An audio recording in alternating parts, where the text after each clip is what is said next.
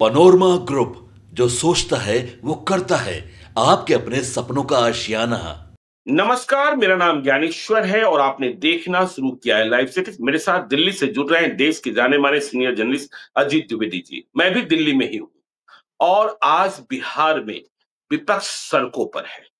तेजस्वी यादव तो हैं ही, बिहार की धरती पर पहली बार आंदोलन करते दिख रहे हैं राहुल गांधी। राहुल गांधी का बिहार आना बिहार में विपक्ष को मजबूती प्रदान करता है और यह इस बात का संकेतक है कि इंडिया गठबंधन बिहार को गंभीरता से लड़ने को तैयार है। देखिए, इसके कई मायने हो सकते हैं क्योंकि कांग्रेस की तैयारी है। कांग्रेस को इस बात का भी एहसास है कि बिहार में लड़ाई कैसी है।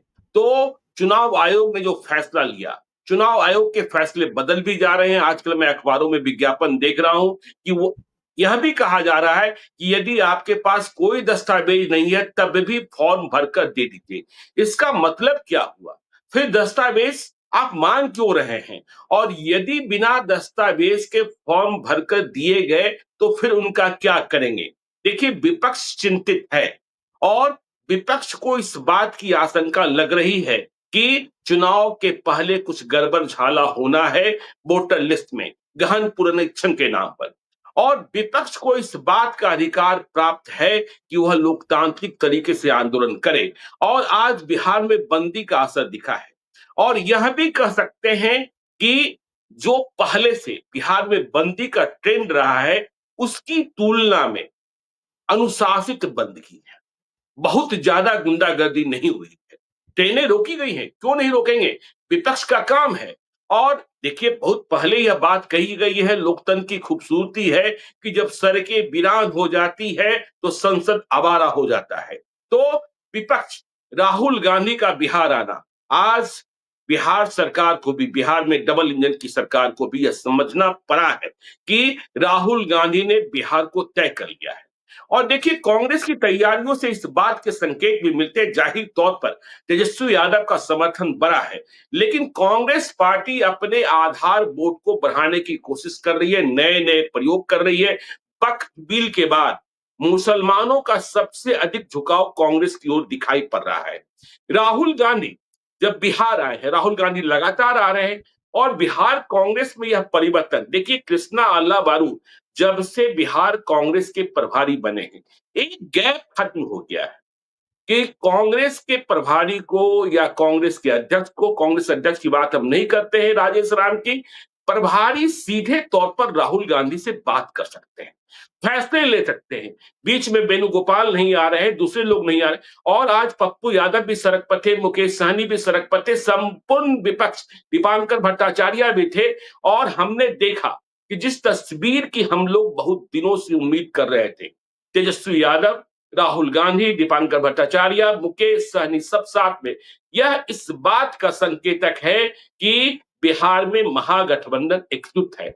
और यदि हम चुनावी तैयारियों की बात करें, देखिए राहुल गांधी क्यों कूदे, इस बात को भी समझना आवश्यक है कि कांग्रेस जो कह रही है कि हमें कम सीटें नहीं और क्वालिटी की सीटें, हम ग्राउंड लेवल पर देख रहे हैं, ग्राउंड जीरो पर देख रहे हैं कि कांग्रेस ने इस बात का प्रयास शुरू किया है कि पहले हम उम्मीदवार तलाश लें, फिर हम टिकट की बात करें। अभी अभी हमने देखा कि नालंदा विधानसभा में पिछले कई चुनावों में अपने बूते मामूली मतों से हारने वाले छोटे मुखिया को कांग्रेस पार्टी में शामिल कराया गया, बहुत छोटे से समारोह में। मुझे यह पता है श्रवण कुमार के खिलाफ बहुत मजबूती से लड़ते हैं। मुझे यह पता है कि जब उन्हें शामिल होना था, मिलन समारोह वे करते तो 5-10 हजार लोग इकट्ठा हो सकते थे। छोटे मुखिया जब आए मुझसे मिलने तो मैंने पूछा कि आप नालंदा में क्यों शामिल हो गए? तो देखिए, यहीं से कांग्रेस की दूरदृष्टि दिखाई पड़ी कि कांग्रेस पार्टी की इच्छा थी कि नहीं, आप नालंदा में ही शामिल हो जाइए, कोई बवाल ना हो। और बवाल हो फिर मिलन समारोह रुके, यह अच्छी बात नहीं है। जब पार्टी में आप आ जाएंगे तो फिर हमें सीट की दावेदारी की बात में भी बल मिलेगा। तो राहुल गांधी सीधे तौर पर एलओपी अब बिहार की सड़कों पर हैं और बिहार में लड़ते दिखाई पड़ रहे हैं। और बिहार में एनडीए सरकार की क्या स्थिति, देखिए गोपाल खेमका के हत्यारों को पकड़ लिया गया, यह पुलिस की उपलब्धि है। यदि पुलिस ने न गिरफ्तार किया होता, मुठभेड़ न की होती, तो आज और किरकिरी होती। लेकिन सिवान की घटना में अब तक पुलिस की कार्रवाई बाकी है। नीतीश कुमार, जो सोशल इंजीनियरिंग के लिए जाने जाते हैं और प्रशासनिक फैसलों के लिए जाने जाते हैं, वे क्या कर रहे हैं? लेकिन एक बड़ा फैसला उन्होंने कल किया कि महिलाओं को बिहार में सभी प्रकार की सरकारी सेवाओं में 35% आरक्षण का फैसला कर लिया।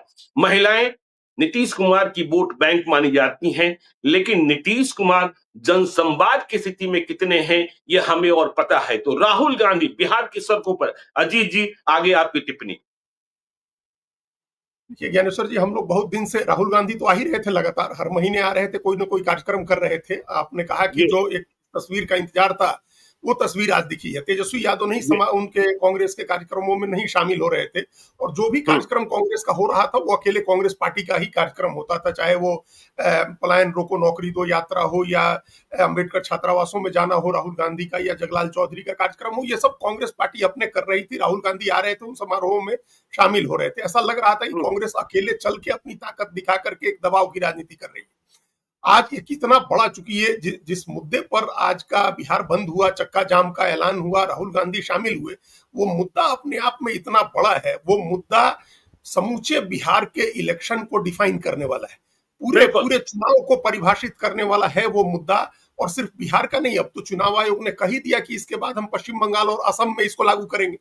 आज ही ज्ञानेश कुमार जो मुख्य चुनाव आयुक्त हैं, उनका इंटरव्यू छपा है, उन्होंने कहा है कि हम इसको पश्चिम बंगाल और असम में भी करेंगे। तो ये अपने आप में एक बहुत बड़ा मुद्दा है, मतलब डिफाइनिंग मोमेंट है इंडियन डेमोक्रेसी का, ये जो हो रहा है। और कल सुप्रीम कोर्ट में इस मसले पर सुनवाई होनी है, जहां बड़ी संख्या में याचिकाएं आई हैं। तमाम जो अपोजिशन की पार्टीज हैं सबने दिया है, जो सोशल एक्टिविस्ट हैं योगेंद्र यादव जैसे लोग, उन्होंने भी दिया है, एडीआर ने भी दिया है। कई याचिकाएं हैं जिन पर कल सुप्रीम कोर्ट सुनवाई करेगी। तो ये एक डिफाइनिंग मोमेंट है इंडियन डेमोक्रेसी का, और पूरे बिहार चुनाव को परिभाषित करने वाला, पूरे बिहार चुनाव को डिफाइन करने वाला मुद्दा है। इसलिए राहुल गांधी पहुंचे, और इसलिए उसमें तेजस्वी यादव भी शामिल हुए, इसलिए उसमें दीपांकर भट्टाचार्य भी शामिल हुए, मुकेश सहनी भी दिखाई दिए, पप्पू यादव भी दिखाई दिए।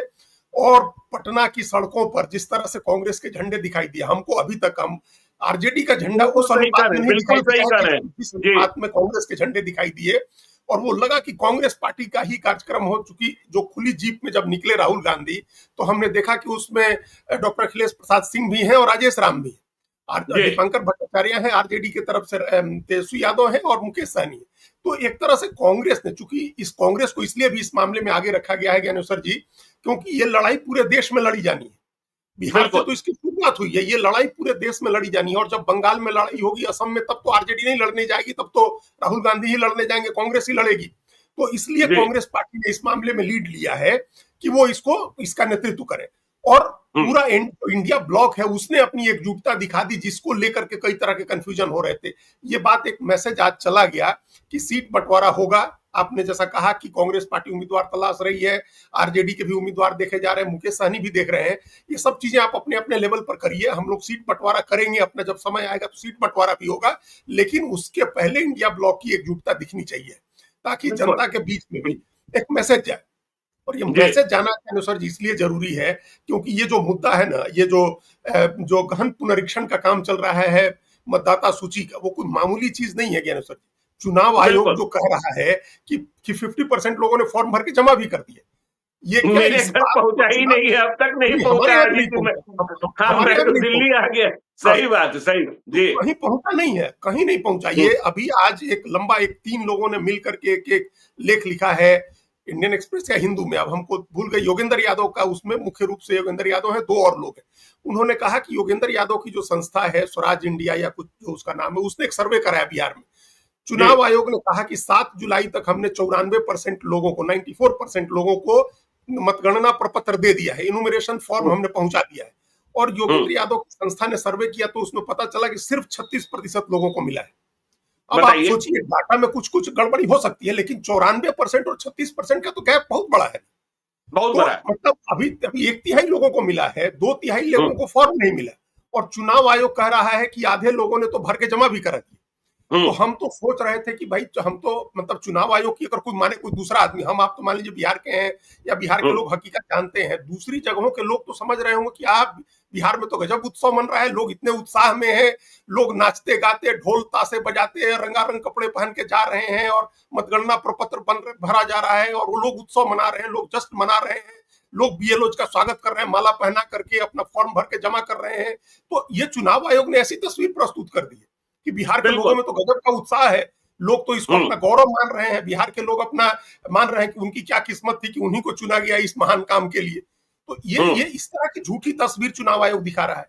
तो सड़क पर उतर के इंडिया ब्लॉक को सच्ची तस्वीर, वास्तविक तस्वीर दिखाने की जरूरत थी। वास्तविक तस्वीर ये है कि बिहार का आदमी बहुत ही परेशान है, बहुत ही चिंतित है, हैरान परेशान है।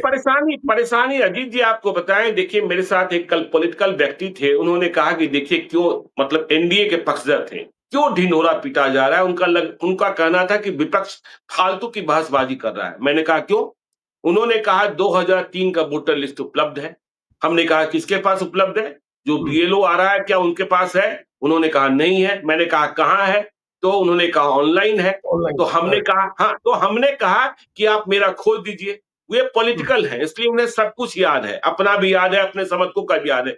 उन्होंने मेरा नाम तलाशने को 2003 का वोटर लिस्ट निकाला। मुझे स्वयं याद नहीं कि मैं 2003 में फतुहा विधानसभा क्षेत्र का वोटर था, पटना पश्चिमी का था या दानापुर का था, क्योंकि स्थान परिवर्तन हुए और केवल इससे ही समस्या का समाधान नहीं निकला। यदि हम यह पता भी होता, अब उसमें कहा जा रहा था कि आप अपना बूथ संख्या डालिए। अजीत जी, कितने लोगों को बूथ संख्या, देखिए जब चुनाव की तारीखें करीब होती हैं तो या तो घर वोटर पर्ची आता है या कोई पॉलिटिकल एजेंट आता है, वह बता जाता है कि आपका बूथ यहाँ है। तो यह इतना पेचीदा है और मेरे घर तो कोई नहीं आया। और हमने कई लोगों से अपने कार्यालय में पूछा, उन लोगों ने अपने गांव में पूछा, बहुत सारे लोगों के यहाँ नहीं पहुंचा है। और जो फॉर्म दिया जा रहा है, आप सोचिए ना, आप तो स्लम वाले लोगों को, आप दलित बस्ती के लोगों को, आप कितने लोग साइबर कैफे में जाएंगे? यदि साइबर कैफे में नहीं गए तो तस्वीरें खींचें, जो दस्तावेज है उनका फोटो कॉपी कराएं। ये तमाशा है। तो वो जैसे फॉर्म के मामले में भी अब ये तो आंकड़ा आया ही जो कि 36%, 1/3 लोगों को मिला, 2/3 को नहीं मिला। और चुनाव आयोग कह रहा है कि आधे लोगों ने भर के दे दिया। उसमें भी फॉर्म देना है तो 2 फॉर्म देने हैं, 2 कॉपी देनी है मतदाताओं को। जिन 36% लोगों को मिला है उसमें भी बहुत सारे ऐसे लोग हैं जिनको सिर्फ एक ही फॉर्म मिला है। अब उसको भर के और आपको जाके फोटो कॉपी कराना है अपने पास रिकॉर्ड रखने के लिए। ऐसे जो नियम, जो पहले जो एसआईआर का गाइडलाइन जारी हुआ उसमें कहा गया कि 2 फॉर्म लेकर के जाएगा बीएलओ, हर व्यक्ति को 2 फॉर्म दिए जाएंगे। दूसरी चिंता ये है कि ज्ञानेश्वर जी, कि एक घर में अगर 5 आदमी है तो पहली बार में बीएलओ गया तो 2 आदमी का फॉर्म देके आया, 3 आदमी का फॉर्म ही नहीं मिला, उसी को नहीं मिला। जो आपने कहा यह व्यवहारिक समस्या है कि आप, क्योंकि उसमें क्या कुछ प्री फिल्ड फॉर्म आ रहे हैं, पहले से नाम और आपका बूथ नंबर ये सब भरा रह रहा है। बूथ नंबर खाली नहीं होता, एक तो मतदान केंद्र आपका होता है, वहां भाग संख्या होता है, उस भाग संख्या के हिसाब से आपका नाम मिलेगा। तो ये सब भरा प्री फिल्ड आना चाहिए है, वो नहीं हो रहा है। एक परिवार में 5 लोग हैं, 2 फॉर्म मिला, 3 नहीं मिला। अगली बार बीएलओ आया तो फिर 2 लेकर के आया, 1 नहीं लेकर के आया। तो ये समस्या भी हो रही है।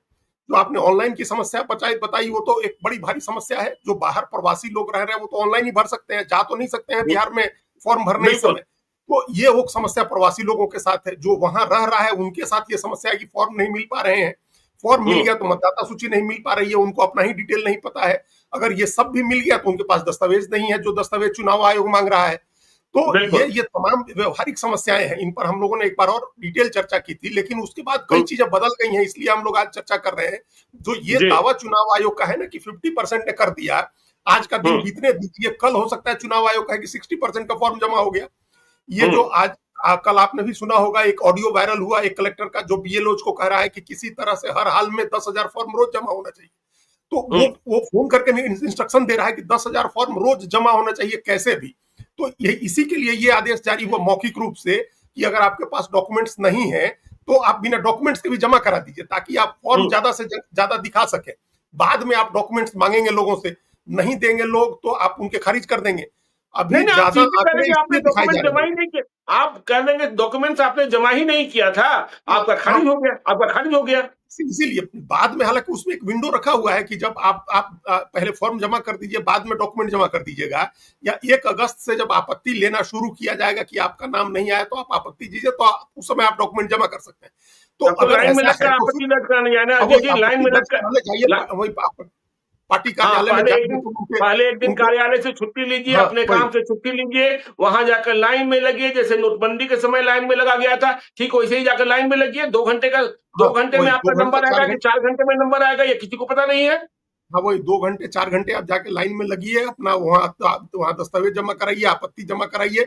उसके बाद भी उस बाबू के ऊपर निर्भर करेगा कि वो आप आपत्ति सुनता है या नहीं, आपके डॉक्यूमेंट के हिसाब से आपका नाम शामिल करता है या नहीं। तो जी। अब सवाल है कि हड़बड़ी क्यों, फिर क्यों आप बिना दस्तावेज के जमा कराने लगे, आप क्यों क्लेम करने लगे कि 50% जमा हो गया। कल सुनिएगा, जरूर कहा जाएगा कि 60% जमा हो गया है। वो सिर्फ इसलिए किया जा रहा है ज्ञानेश्वर जी, ताकि कल सुप्रीम कोर्ट में जब मामला आए जज के सामने, तो आप माननीय जज के सामने चुनाव आयोग का वकील कहेगा कि हुजूर जनाब अब तो 60% जमा हो गया फॉर्म, तो अब रोकने का बिल्कुल क्या फायदा, आप तो जमा कर दिया। बिहार के लोगों में तो इतना उत्साह है, अति उत्साह है बिहार में, तो उमंग है, लोग तो उत्सव मना रहे हैं, लोगों ने तो जमा कर दिए 60%, तो अब हो जाने दिया जाए। तो ये तो हाथ बंधते हैं ना जुडिशियरी के भी, आप कहिएगा कि भाई 60% तो जमा हो गया, आप दूसरी हम्म तरफ से कपिल सिब्बल और अभिषेक मनु सिंह भी कहेंगे कि बहुत दिक्कत है, फॉर्म नहीं मिल रहा है, दस्तावेज नहीं मिल रहे हैं, और एक तरफ आंकड़ा दिया जाएगा कि 60% ने फॉर्म जमा कर दिया, तो किसका पलड़ा भारी होगा, फिर जज क्या करेंगे। तो ये बिल्कुल जुडिशियरी को प्रभावित करने, उनके ऊपर दबाव डालने, देखिए वो तो वो अपने अपनी समझदारी से फैसला करेंगे, आदेश देंगे, लेकिन जब कहा जाएगा, ये इसलिए हड़बड़ी किया जा रहा है कि 60% जमा हो जी। गया। तो एक तो ये हड़बड़ी इसलिए की जा रही है। दूसरी एक और बात जो हम लोगों ने जो पिछली चर्चा की थी, उसके बाद जो नई बातें, रोज नई नई बातें आ रही, तो अब एक नई बात और आई है ज्ञानेश्वर जी, आपको भी और तमाम दर्शकों को जानकर हैरानी होगी कि चुनाव आयोग ने जिन 11 दस्तावेजों के नाम दिए हैं, कि इन 11 दस्तावेजों से में से बिल्कुल कोई भी दस्तावेज आप जमा कर देंगे तो आपका मतदाता सूची में नाम चला जाएगा। उसमें 3 दस्तावेज ज्ञानेश्वर जी ऐसे हैं जिनमें या तो जन्म की तारीख नहीं होती है या निवास का पता नहीं होता है। अब आप जी। सोचिए, अगर किसी में जन्म की तारीख नहीं है, अगर आपका जन्म किस दिन हुआ और आपका जन्म स्थान क्या ये नहीं है, तो कैसे वोटर बनाएंगे आप। बिल्कुल उसमें तो बिल्कुल। एससी एसटी का जो सर्टिफिकेट बनता है, वो हम्म जो वन अधिकार का प्रमाण पत्र मिलता है वो, और एक और मतलब 3 प्रमाण पत्र ऐसे हैं जिनमें या तो जन्म की तारीख नहीं होती है या आपका पता नहीं होता है। अब बताइए बिल्कुल। इस दस्तावेज से आप कैसे मतदाता बनाइएगा। इसके अलावा 2 दस्तावेज ऐसे उसमें लिखे गए हैं, जो एनआरसी है और फैमिली रजिस्टर है, ये दोनों दस्तावेज बिहार में एग्जिस्ट ही नहीं करते हैं। बिहार में आज तक एनआरसी हुई नहीं है और न फैमिली बिल्कुल रजिस्टर नहीं बना। है। जी। तो अब बताइए 11 में से 5 दस्तावेज तो ऐसे हैं जिनमें जन्म की तारीख नहीं होती है, पता नहीं होता है, और वो एग्जिस्ट ही नहीं करता है बिहार के लिए, और आपने लिख दिया। बिल्कुल। अब वो कोई लेकर के चला जाए तो आप कैसे बनाइएगा। मान लीजिए वन हम्म अधिकार का किसी के पास पट्टा है, कि वन अधिकार का कोई प्रपत्र है उसके पास, जो आप कह रहे हैं कि वैलिड होगा, लेकिन उसमें उसके जन्म की तारीख नहीं लिखी हुई है, तो आप कैसे हम्म बना दीजिएगा वोटर उसको। तो इसका मतलब ये पूरा फार्स है, पूरा तमाशा है एकदम से ये। इसका और एक इसका दूसरा अल्टीरियर, जिसको मोटिव बोलते, कोई मतलब अन्यथा कोई मंशा है जिसके लिए आप ये कर रहे हैं। इसलिए बिल्कुल अपोजिशन सड़क पर उतरना ज्ञानेश्वर जी इतना महत्वपूर्ण है, इतना बड़ा घटनाक्रम है, कि कई लोग जो जो बिहार से बाहर के लोग हैं, वो इस बात को एक बड़ा राजनीतिक बदलाव की शुरुआत के तौर पर देख रहे हैं, एक जी। आंदोलन की शुरुआत के तौर पर देख रहे हैं कि हम्म यह एक आंदोलन है, और देश की तमाम पार्टियां चुनाव आयोग के पक्षपातपूर्ण रवैये से परेशान है, कि आप लगातार बिल्कुल पक्षपात होता है, लगातार अपोजिशन की बातों की अनदेखी की जाती है, सत्ता पक्ष के लोग भड़काऊ भाषण देते हैं या पैसे बांटते हैं, आप कोई कार्रवाई नहीं करते हैं, अपोजिशन के ऊपर तुरंत कार्रवाई होती है, तमाम इस तरह के इल्जाम लगते हैं। कहीं वोटर जोड़ दिया गया, कहीं फर्जी वोटिंग के आरोप लगते हैं, कहीं ईवीएम मैनिपुलेट होने का आरोप लगता है। तो एक तरह से फेडअप है समूचा अपोजिशन चुनाव आयोग से। तो बिहार से उसके खिलाफ एक आंदोलन की शुरुआत हो रही है। बिहार तो आंदोलन की धरती है, हर आदमी ये भी याद दिला रहा है कि सारे बिल्कुल। आंदोलन चाहे जेपी का दूसरी आजादी की लड़ाई हो, जेपी का आंदोलन शुरू हुआ हो, या बोफोर्स के खिलाफ आंदोलन की शुरुआत हुई हो, या मंडल का आंदोलन हो, ये तमाम बिहार से शुरू होते हैं। तो नहीं नहीं, याद कीजिए अजीत जी, इंदिरा गांधी को पुनर्जीवन भी बिहार से ही मिला बिहार था। नहीं दिया, बिल्कुल बिहार 1977 हार गई, फिर बेलछी नरसंहार हुआ, इंदिरा गांधी हाथी पर चढ़कर पहुंची, और फिर इंदिरा गांधी को पुनर्जीवन मिला, सत्ता में वापसी हुई। तो राहुल गांधी को भी इंदिरा गांधी का इतिहास पता होगा, और इसलिए देखिए हम कह रहे हैं, कांग्रेस बिहार में खड़ा होने का प्रयास कर रही है। वह जानती है कि हमें अभी आरजेडी के साथ चलना है, लेकिन अब सिर्फ चलना नहीं है, अब आगे के लिए स्वयं को इतना तैयार करना है कि मेरे बगैर भी कुछ ना हो। और हम लोग जब सीमांचल की बात करते हैं, मुसलमान मतदाताओं की बात करते हैं, यह सही है कि बिहार के परिप्रेक्ष्य में आरजेडी के साथ मुसलमान हैं, लेकिन यदि हम राष्ट्रीय परिप्रेक्ष्य देखते हैं तो मुसलमानों का झुकाव पहले कांग्रेस की ओर, फिर दूसरे दलों की ओर है। हाँ बिल्कुल है, वो राष्ट्रीय स्तर पर तो सब ये मुसलमान मान ही रहे हैं कि कांग्रेस उसकी लड़ाई लड़ रही है, राहुल गांधी उसकी लड़ाई लड़ रहे हैं, और बीजेपी से अगर कोई लड़ सकती है कोई पार्टी तो कांग्रेस है। तो इसलिए राष्ट्रीय स्तर पर और कांग्रेस के प्रति एक रुझान मुसलमानों का बना है। और जब से मल्लिकार्जुन खड़गे राष्ट्रीय अध्यक्ष बने हैं तब से दलित का भी एक वर्ग है, एक सेक्शन है जो कांग्रेस की तरफ जिसका झुकाव दिखा है। ये जो पीडीए बनाया है अखिलेश यादव ने, वह पीडीए कामयाब इसलिए है क्योंकि उसमें कांग्रेस भी है। बिना कांग्रेस के वो कामयाबी नहीं है। उत्तर प्रदेश में पिछली बार सपा और कांग्रेस ने 43 सीटें जीती हैं लोकसभा की, तो उसमें कांग्रेस का भी एक बड़ा योगदान है। अब ये वही लड़ाई राहुल गांधी लड़ने गए हैं बिहार में, और ये लड़ाई एक और कारण से बहुत महत्वपूर्ण है जो राहुल गांधी लड़ रहे हैं। बाकी उन्होंने आज जो कहा उस पर भी हम आगे आ जाएंगे, हम लोग बात कर लेंगे। लेकिन ये लड़ाई इसलिए भी महत्वपूर्ण है क्योंकि आप ये इसको मास्टर स्ट्रोक बता रहे हैं बहुत सारे लोग, 50 लाख 1 करोड़ नाम कट जाएगा, और ऐसे लोगों के नाम कटेंगे जो इंडिया ब्लॉक के सपोर्टर हैं, जो एंटी बीजेपी वोट है, उनका नाम कट जाएगा। घुसपैठिए हैं, रोहिंग्या हैं, बांग्लादेशी हैं, नाम कट जाएगा और बीजेपी चुनाव जीत जाएगी या एनडीए चुनाव जीत जाएगा। ये उल्टा भी पड़ सकता है ज्ञानेश्वर जी, ये दाव। बिल्कुल बिल्कुल बिल्कुल। वहां क्या है कि ऐसे लोगों में जो दलित हैं, वंचित हैं, पिछड़े हैं, उनके बीच ये मैसेज जा रहा है कि जो सामाजिक कल्याण की योजनाओं का लाभ मिल रहा है उससे वो वंचित हो जाएंगे। मोटे तौर पर ये तो मैसेज जाहिर है कि अगर नाम कट गया वोटर लिस्ट में या नहीं भी कटा, आपने आधे अधूरे दस्तावेज पर उसका नाम रहने भी दिया, तो उसको तो आशंका हो गई, उसकी गर्दन पर तो तलवार लटकी हुई है कि कभी भी आप सामाजिक कल्याण की योजना रोक सकते हैं। एक तो ये नाम कटने से उसको ये चिंता है। दूसरी चिंता ये है कि एक घर में मान लीजिए 5 आदमी का परिवार है, 2 आदमी गांव में रह रहा है, माता पिता रह रहे हैं, 3 बच्चे बाहर रह रहे हैं, लेकिन राशन तो उस परिवार को 5 लोगों का मिल रहा है ना वहां। बिल्कुल मिल रहा है, बिल्कुल मिल रहा है, 5 लोगों का मिल रहा है। तो अगर 3 आदमी का भी कट गया, जो बाहर रह रहा है उस 3 आदमी का कटा, तो उस परिवार के लिए तो एक बड़ा भारी झटका होगा ये। तो वो उस परिवार के लोग, ऐसा हर परिवार में होगा, बिहार में शायद ही कोई परिवार होगा जिसका 1 या 2 आदमी बाहर नहीं रह रहा है और उसके नाम पर सारे लाभ बिहार में नहीं मिल रहे हैं। अब ये जायज है या नाजायज है, गलत है, सही है, ये अलग बात है, लेकिन लाभ तो मिल रहा है। 5 आदमी के परिवार में 5 आदमी का राशन तो मिल रहा है, 25 किलो अनाज मिल रहा है। कल अगर बंद हो जाए 2 आदमी का 10 किलो अनाज, तो नुकसान हो गया। तो इस नुकसान, ये आर्थिक नुकसान कचोटता है बहुत ज्यादा लोगों को, तो उससे लोग आशंकित हुए हैं। और तीसरी बात एक और ज्ञानेश्वर जी समझने की जरूरत है कि एक बड़ा इंटरेस्ट ग्रुप है, एक ऐसा स्वार्थ समूह है जो कल्याणकारी योजनाओं का नाजायज तरीके से लाभ उठाता है, जिसमें दलाल हैं, जिसमें राशन के दुकानदार हैं, जिसमें राशन खरीदने वाले कारोबारी हैं, जिसमें अस्पतालों के चेन है जो आयुष्मान भारत योजना से लाभान्वित होते हैं, जो बीमा कंपनियां हैं। तो ये तमाम लोग जो इंटरेस्ट ग्रुप हैं, बहुत पावरफुल इंटरेस्ट ग्रुप हैं, इनको लगेगा कि अगर 50 लाख 1 करोड़ बेनिफिशियरी इसमें से कम हो जा रहा है तो उनका तो बड़ा लाभ चला गया। ये भी गलत है, सही नहीं है, लेकिन जब स्वार्थ पर, उसके इंटरेस्ट पर चोट आएगी तो वो तो इसको प्रभावित करने की कोशिश करेगा ना, तो वो भी लोगों को समझाएगा और वो इन्फ्लुएंशियल होता है। तो ये तीन वर्ग प्रभावित होंगे इससे, जिनका आर्थिक लाभ जुड़ा हुआ है सीधे सामाजिक कल्याण की योजनाओं से। तो इससे एक तस्वीर हमको ध्यान आ रही है ज्ञानेश्वर जी, हमको 2024 का लोकसभा चुनाव में दिख रहा है कि किस तरह से बीजेपी नहीं था कि संविधान बदल देगी और आरक्षण खत्म कर देगी, ऐसा नहीं करने जा रही थी बीजेपी, लेकिन माहौल बना कि अगर ये लोग 400 आ गए तो संविधान बदल देंगे, आरक्षण खत्म कर देंगे। वैसा ही माहौल अब बन रहा है कि अगर ये लोग चुनाव जीत गए तो ये जो सामाजिक लाभ की योजनाएं हैं ये बंद करा देंगे, या 1-2 करोड़ लोगों का नाम उसमें से काट देंगे।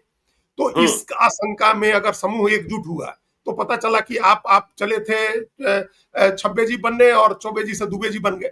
आपका तो आप गए थे मास्टर स्ट्रोक करके, नाम कटवा करके चुनाव जीतने, और यहाँ आप चुनावी हार गए। तो ये इस वजह से भी अपोजिशन सड़क पर उतरा है। ये आम जनता को हैमर करना है, आम जनता को, गरीब को, वंचित को, पीड़ित को, दलित को ये समझाना है कि तुम्हारे इंटरेस्ट पर चोट है, खाली तुम्हारा मताधिकार नहीं छीना जा रहा है, तुमसे तुम्हारी सारी सुविधाएं जो तुमको मिलती हैं समाज कल्याण की योजनाओं के तहत, वो भी छीनने की साजिश हो रही है या नहीं हो रही है, ये अलग बात है। लेकिन अपोजिशन ये याद दिला रहा है, बार बार उसको बता रहा है कि तुमको जो लाभ मिलते हैं वो लाभ छीना जा सकता है इससे। बिल्कुल। अच्छा, ऐसा जी एक और बड़ी बात हुई ना, देखिए जो आज आंदोलन हुआ, अब तक क्या था, देखिए आंदोलन का कैनवास देखिए, जैसे ही राहुल गांधी जुड़े, देखिए पहले तो आप पप्पू यादव हो, मुकेश सहनी हो, तेजस्वी यादव हो, उन्हें धक्का मुक्का देकर आप किनारे कर देते थे, ठेल देते थे, खत्म कर देते थे, और बिहार के लोग मानते थे कि भाई ये लोग पब्लिक लाइफ को डिस्टर्ब भी करते हैं। लेकिन जैसे ही राहुल गांधी पहुंचे, राहुल गांधी ने तय किया कि बिहार हम आ रहे हैं, बिहार की धरती पर आंदोलन करेंगे, तो राहुल गांधी को तो आप धक्का नहीं दे सकते। राहुल गांधी के साथ आप मिसबिहेव तो नहीं कर सकते हैं, क्योंकि राहुल गांधी को यदि छेड़ा तो पूरे देश की बात हो जाएगी। पप्पू यादव, मुकेश सहनी, तेजस्वी यादव की बात तो बिहार भर में रह जाती है। तो जो मीडिया बिहार के आंदोलनों को इग्नोर भी करता रहा है, बिहार की मीडिया, दिल्ली में तो खबरें छप भी जाती, अब जैसे ही राहुल गांधी पहुंचे हैं, ये पूरे देश की नजरों में चला गया। हाँ, पूरे देश के लिए खबर बन गई और ये सबका फोकस चला गया ना इस बात पर। और कल जी, सुप्रीम कोर्ट में सुनवाई बिल्कुल। होनी है, तो चारों तरफ इसका मैसेज चला गया कि कुछ अन्याय हो रहा है बिहार में, जिस अन्याय के खिलाफ समूचा अपोजिशन सड़क पर उतरा है। तो जो लोग नहीं जानते हैं पूरे घटनाक्रम को, दूसरे राज्यों के लोग हैं, उनकी भी नजर गई है कि कुछ ऐसा बिहार में चुनाव आयोग ने इस बार किया है जिसके लिए समूचे अपोजिशन को सड़क पर उतरना पड़ा है। तो एक तो अपने आप में ये एक बड़ा इवेंट हो गया। बिहार में चुनाव के नजरिए से देखें, जो आपने कहा कि पुलिस धक्का मुक्की करने नहीं पहुंची, लोग सड़कों पर उतरे, लोगों ने नारे लगाए, झंडे लहराए, जुलूस निकाला और रेलें रोक दी और बड़ा भारी असर हुआ। एक तो इसको कोइंसिडेंस कहें, संयोग कहें, या प्लान किया गया कि आज ट्रेड यूनियंस का भारत बंद भी है। देश के 10 बड़े मजदूर संगठनों ने आज भारत बंद किया हुआ है। भारत सरकार की किसान विरोधी, मजदूर विरोधी और कॉर्पोरेट फ्रेंडली पॉलिसीज के अगेंस्ट में, जिसमें तमाम कम्युनिस्ट पार्टियों के जो तीनों कम्युनिस्ट पार्टियों के जो मजदूर संगठन है, कांग्रेस का है, दूसरे ऐसे हिंद मजदूर सेना, इस तरह के तमाम संगठन है, 10 संगठन है। तो इन लोगों ने बंद किया हुआ है। तो एक तो उनका बंद था ही ऑलरेडी, उसी में तमाम अपोजिशन ने बंद कर दिया, चक्का जाम कर दिया, तो इसका इम्पैक्ट दोगुना हो गया। अब ये बंदी हो गई पूरी तरह से, बिहार में सड़कें बंद है, सरकारी दफ्तरों में भी कामकाज प्रभावित हुआ। चूंकि ट्रेड यूनियंस का बंद है तो बैंक, डाक सर्विस, ये सब अपने आप प्रभावित हुआ है। ट्रांसपोर्ट को उन्होंने नहीं छुआ है, तो ट्रांसपोर्ट इसमें बंद हो गया। तो ये बहुत ही इंपैक्टफुल हो गया बंद। आज का बंद जो है ये बहुत ही इंपैक्टफुल हो गया। आम जनता को भी एक मैसेज गया। जो लोग इसमें कोई सिल्वर लाइनिंग देख रहे थे कि कुछ इसका फायदा होगा, वो लोग भी दोबारा पुनर्विचार करेंगे कि कुछ न कुछ तो गड़बड़ है। जो राहुल गांधी दिल्ली से आकर के आंदोलन कर रहे हैं, तेजस्वी यादव जो अब तक दूरी बनाए हुए थे वो भी साथ में है। तो ये अच्छा, इसका मैसेज सबसे ज्यादा उसी वर्ग को जाएगा जिसको मैसेज देना है इन लोग, गरीब को, पिछड़ा को, दलित को, अल्पसंख्यक को। वो मैसेज, ये ऐसी योजना है ज्ञानेश्वर जी, ये चुनाव आयोग का ऐसा अभियान है जो अभियान तमाम उस वर्ग को एकजुट कर देगा जिसकी एकजुटता की कल्पना नहीं की जा सकती थी। ये एकदम लोकसभा चुनाव में जैसे हुआ कि तमाम पिछड़ा, दलित, वंचित, गरीब की संविधान से छेड़छाड़ है, आरक्षण खत्म हो जाएगा, एकजुट हो गया, उसी तरह से इसमें भी हमको एक आशंका दिख रही है कि ऐसा ना हो कि आशंका दिखनी भी चाहिए। जैसे ही वोटर लिस्ट का प्रकाशन होगा और ये बातें आएंगी, फला का नाम है, फला का नाम नहीं है, अरे परिवार से 2 आदमी के नाम कट गए, कौन काट दिया?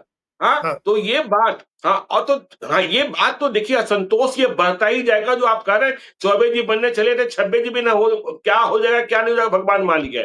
लेकिन चलिए महागठबंधन के पॉलिटिकल सर्कस पर भी चलते हैं, पॉलिटिकल सर्किल को भी देखते हैं। राहुल गांधी ने आकर, और हमने प्रारंभिक संबोधन में ही कहा कि देखिए कांग्रेस बदली हुई नजर आ रही है। पहले जो प्रभारी होते थे, चाहे भक्त चरण दास को हमने देखा, चाहे मोहन प्रकाश को देखा, और कांग्रेस अब बिहार के मुद्दे को देखिए। जब गोपाल खेमका की हत्या हुई तो कहा जा रहा था, पहले से कांग्रेस की राजनीति में अखिलेश प्रसाद सिंह उपेक्षित महसूस कर रहे हैं, लेकिन गोपाल खेमका की हत्या के बाद कांग्रेस को अटैकिंग मोड में आना था। अखिलेश प्रसाद सिंह से दिल्ली में प्रेस कॉन्फ्रेंस कराई गई, पटना में तमाम नेता उतरे, और आप यह भी देख रहे हैं कि जो हमने कहा मोहन प्रकाश, भक्त चरण दास, इनकी एक सीमा थी कि ये वेणुगोपाल से बात कर ले या अपने जमाने में अहमद पटेल से बात कर ले। लेकिन अब कृष्णा अल्लाबरू, कांग्रेस में फैसले भी हो रहे, सीधे तौर पर अब आरजेडी यह नहीं कह सकती है कि अच्छा राहुल जी से बात हो गई, सोनिया जी से बात हो गई, प्रियंका जी से बात हो गई, क्योंकि अब चेन बदल गया है, चेन बदल गया है और कांग्रेस अपने पैरों पर खड़ा होने का प्रयास कर रही है, यह साफ साफ दिखने लगा है। हाँ, तो वही कांग्रेस की अपनी राजनीति, अल्लाबरू ने एक तरह से कांग्रेस को एक जान दी है। और ये एक बात आप ठीक कर रहे हैं कि अब बीच में जो इंटरमीडिएरी नहीं है तो वो डिसीजन लेने में आसानी हो रही है प्रदेश कमेटी को भी और प्रभारी को भी। एक और ये जो चेन होता था कि आरजेडी के लोग कहते थे कि हम बात कर लेंगे राहुल जी और प्रियंका जी और सोनिया जी से, वो अब नहीं होगा, क्योंकि वो राहुल गांधी कहते हैं कि डायरेक्टली हमारी अल्लाबरू से बात हो रही है, आप उन्हीं से बात कर लीजिए। तो ये स्थिति है। और राहुल गांधी भी आज जिस तेवर में थे, वो तेवर ये था ज्ञानेश्वर जी, उन्होंने डायरेक्टली चैलेंज किया चुनाव आयोग, कहा कि आप जब चीजें बदलेंगी, मतलब सत्ता आएगी, तो आपको कानून का सामना करना पड़ेगा। आप कितने भी बड़े आदमी हो, ये उनके शब्द थे कि कानून का सामना करना पड़ेगा, और आप कितने भी बड़े आदमी हो, आप कहीं भी हो, आपको जवाबदेह होना पड़ेगा कानून के सामने। मतलब आप ये अभी जो मनमानी कर रहे हैं, इस मनमानी को याद रखा जाएगा, ये लोग भूलेंगे नहीं इस बात को। तो ये एक बड़ा मैसेज उन्होंने एक बड़े तीखी तल्ख, आमतौर पर लोग चुनाव आयोग के लिए कहते नहीं है, लेकिन अब चुनाव आयोग का काम ही ऐसा हो गया, जो पवन खेड़ा को कहना पड़ा कि अरे आप इतनी बड़ी बिल्डिंग लेकर के क्यों बैठे हुए हैं, बीजेपी का इतना बड़ा कार्यालय है, उसी में एक फ्लोर पर अपना ऑफिस खोल लीजिए। तो ये जब इस लेवल पर चुनाव आयोग ने अपने को पहुंचा दिया है और अपोजिशन उसको एक्सपोज कर रहा है वहां, और ये डिस्कनेक्ट नहीं है जनता से, ज्ञानेश्वर जी, जनता से कनेक्टेड इशू है। लोग भी इसकी मुश्किलें झेल रहे हैं, इस बाढ़, बरसात, गर्मी, उमस, खेती बाड़ी, इस दौर में के इस समय में लोग इसको झेल रहे हैं। इसलिए पब्लिक डिस्कनेक्ट नहीं है, पब्लिक कनेक्टेड है इस मामले पर, तभी आंदोलन को भी इतना समर्थन मिला। तो ये एक बड़ा इशू बन गया, इसका चुनाव में असर दिखेगा और इसका लाभ कांग्रेस को मिलेगा। बीजेपी, चुनाव आयोग, इन सब के खिलाफ लड़ती हुई अगर कांग्रेस दिखेगी, तो जो अपोजिशन का स्पेस है, एंटी बीजेपी जो वोट है, वो वोट जो इस गठबंधन को मिलता था या अन्य को जाता था, उस वोट का भी कुछ हिस्सा जरूर शिफ्ट होगा कांग्रेस की तरफ और महागठबंधन की तरफ। ये सचमुच इसलिए हमने कहा कि ये डिफाइनिंग मोमेंट है तब समूचे हमारे डेमोक्रेसी का और बिहार के चुनाव का। और हम लोगों ने कल तो देखिए दिल्ली में हम लोगों ने उपेंद्र कुशवाहा जी को छोड़ दीजिए, बाकी कई लोगों से मुलाकात हुई और सभी लोग यह मान रहे थे कि बिहार का चुनाव किकबॉक नहीं है, किकबॉक नहीं है, बिहार के चुनाव में संघर्ष है और यह संघर्ष बढ़ता हुआ ही दिख रहा है।